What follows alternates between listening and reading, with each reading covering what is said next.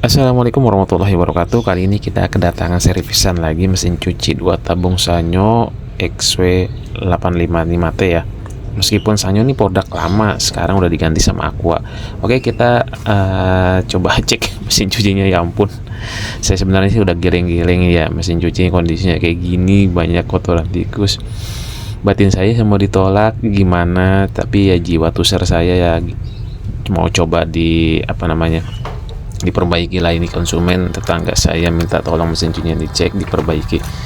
Ya batin saya sih sebenarnya ya itu gitu, kok ada ya mesin cuci sampai kayak gini kondisinya.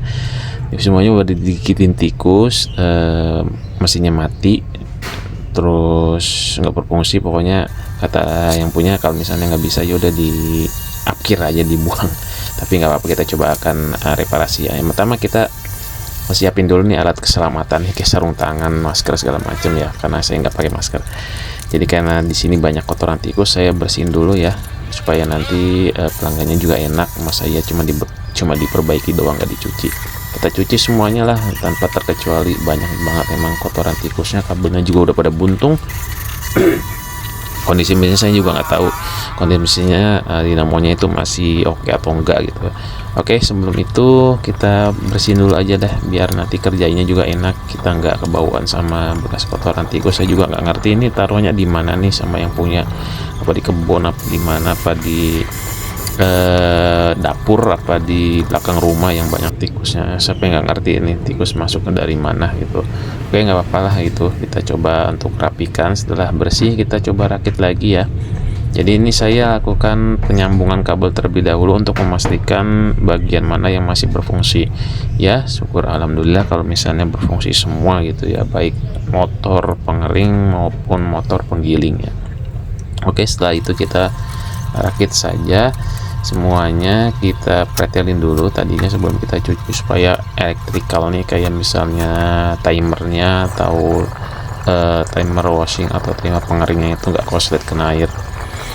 Baik, setelah dirasa sudah cukup keringnya, ini kan kabelnya kan buntung ya, jadi buntungannya ini juga udah nggak begitu kelihatan, tapi masih ada sisa-sisa kabel.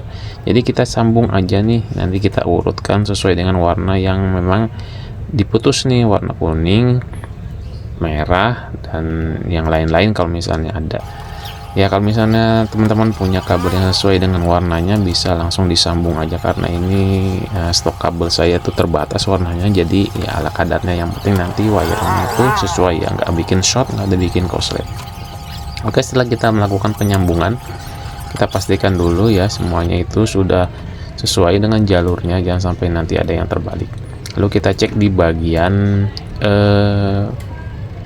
kapasitor, terus wiring yang lain, apakah ada indikasi bekas digigit tikus dan terkelupas kabelnya. Ini bahaya nih kalau misalnya ada bekas gigitan tikus tapi meninggalkan selai tembaga atau ada yang terkelupas, itu bahaya juga ya kan. Oke, di sini kalau misalnya tidak apa-apa, di sini kita pastikan semuanya oke, fuse-nya juga normal. Kemudian kita lakukan isolasi supaya nanti aman ya, supaya aman sambungannya, bebas dari itu ya, sambungan yang terbuka dan seperti itu. Oke, untuk tipe-tipe mesin cuci tertentu, untuk pembukaan si bagian atasnya itu harus digeser terlebih dahulu, baru bisa diangkat ya. Jangan sampai main congkel aja akhirnya patah.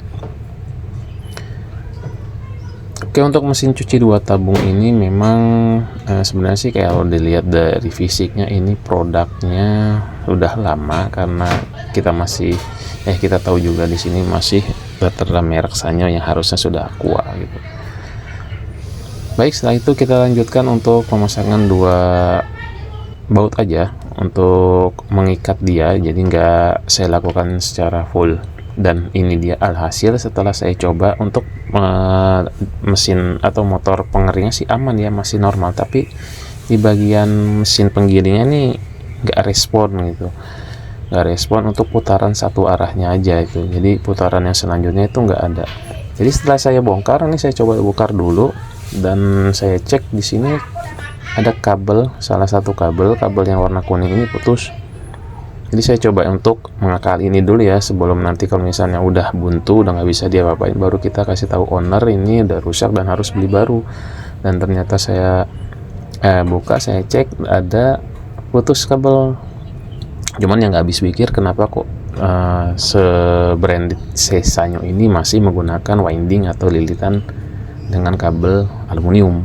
Jadi ini kabelnya tuh bukan tembaga ya, aluminium. Nah putusnya tuh di sini. Ini untungnya masih bisa untuk di repair, dililit lagi karena ini aluminium. Jadi saya lilit, nggak bisa disolder. Jadi kalau misalnya disolder pun juga sia-sia, nggak akan nempel ya. Di sini karena saya coba untuk solder tapi tetap nggak bisa. Tetap nggak bisa, aja udahlah dililit aja biar kuat. Terus saya berikan isolasi bakar ya, atau heat shrink. Nah setelah itu kita lakukan pengukuran kembali sebelum nanti ini kita rakit ke covernya. Oke, untuk video pembongkarannya ini saya nggak videokan ya karena memang kondisinya agak kredit, jadi saya lupa untuk merekam. Jadi proses pembongkaran si covernya itu harus kita buka kelingannya karena dia itu nggak dibaut tapi dikeling, itu kayaknya sih bentuknya permanen dari sana ya, dari pabrikan. Oke lanjut, kita akan ke pengecekan. Jadi kita pastikan terlebih dahulu di sini kabelnya sudah terpasang atau sudah disambung ya. Kita pastikan sambungannya itu kuat, jadi nanti ketika ada beban, ada arus atau di proses penggunaan ini nggak masalah lagi. Oke, setelah dicek ini kedua kabel yang tadinya awal salah satu warna kuning ini nggak respon, nggak ada tahanan, ini sudah normal kembali ya. Tinggal kita lihat endingnya ini bisa muter atau kagak gitu kan. Oke lanjut ke pemasangan tutup bawah maupun atas. Ini ada pakunya, paku keling. Di sini sudah saya buka dulu dengan bor karena memang nggak dibaut. Jadi nanti prosesnya ini teman-teman bebas, ini mau diganti dengan baut M6 juga bisa, atau misal dipakai lagi. Kalau dipakai lagi ini harus dilas ya. Nah lagi-lagi video pengelasannya juga nggak saya videokan, tiba-tiba udah selesai di proses penyambungan. Tapi overall teman-teman kalau misalnya mau ganti pakai baut juga bisa lah ya. Oke, setelah kita pastikan untuk gulungannya itu sudah terpasang dengan benar, kita cek ya, cek lagi. Di sini sudah saya las dan saya tes putarannya juga normal, nggak seret. Lalu kita akan melakukan pengetasan dengan menggunakan kapasitor. Jadi kita tes di luar terlebih dahulu sebelum nanti kita pasang di mesin cucinya. Oke, di sini saya menggunakan kapasitor saya menggunakan kapasitor 8 mikrofarad ya. Untuk kapasitor semestinya sih menggunakan kapasitor ukuran 10 mikrofarad, tapi nggak apa, ini kan cuma buat ngetes doang. Oke, lalu kita berikan arus di satu kabel dan alhamdulillah di sini sudah respon baik, putaran kiri maupun putaran kanannya sudah normal. Jadi ini nanti tinggal kita pasang di mesin cucinya.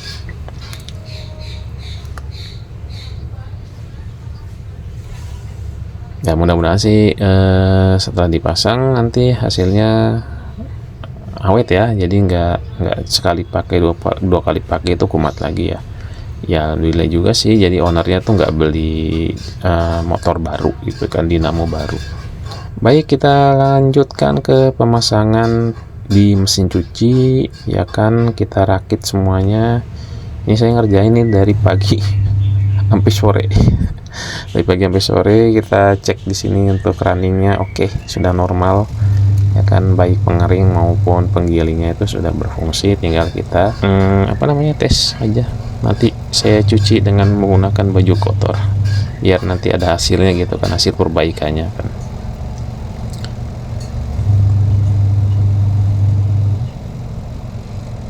Nah untuk spare part yang lainnya yang kiranya perlu diganti, di sini sih saya udah memastikan untuk mengganti si karetnya ya, karena infonya itu bocor katanya. Yang nggak habis pikir tuh kenapa karetnya itu dijahit kayak gini gitu, dijahit kayak gini.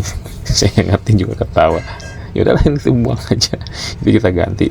Jadi saya besoknya saya tinggalin dulu, saya kerja, terus pulang kerja saya beli karet nih di toko spare part. Kayak itu sesimpel itu, jadi nggak perlu dijahit kan, ini juga harganya nggak mahal, paling 10 ribuan. Oke ya, ini sudah karetnya kita ganti biar nanti nggak bocor, karena pas kemarin saya coba juga memang bocor gitu. Oke, ini udah terpasang, tinggal kita tes running dengan menggunakan baju. Ini real nyuci ya, bukan ngetes. Jadi saya nyuci sekalian aja ngetes, biar nanti ada hasil kita kasih ke ownernya nih, sudah berhasil, sudah berfungsi. Ya gimana nanti ongkosnya ya terserah si ownernya gitu kan. Yang jelas nanti step-stepnya atau proses perbaikannya tuh saya jelaskan gitu kan, mulai dari cleaning, terus servis dinamo, penggantian karet, dan yang lain-lain. Jadi kita usahakan untuk yang seril mungkin ya, jujur tanpa ada dusta di antara kita. Oke, di sini saya coba untuk penggiling sudah oke, sudah waktunya selesai, dan kita coba di pengering. Seperti biasa untuk mesin 2 tabung ini, kalau misalnya penataan baju di bagian pengeringnya itu enggak pas, dia pas ngegeol gitu kan, nggak balance. Ini suka dukanya mesin cuci 2 tabung. Oke, kita perbaiki aja untuk posisinya, cuman diangkat dikit, ditendet aja ya. Biasanya sih kalau waktu saya masih pakai 2 tabung, untuk sisi yang sebelah penggiling ini airnya itu nggak saya kosongin, biar ada pemberat. Kalau misalnya kosongan ketika ini di penggiling pengeringnya dinyalakan, ya gudak-gudik gitu kan, bisa jalan dia gitu. Oke, di sini sudah normal. Oke ya, mungkin teman-teman itu saja informasi yang bisa saya sampaikan reparasi mesin cuci Sanyo ya, mudah-mudahan bermanfaat. Assalamualaikum warahmatullahi wabarakatuh.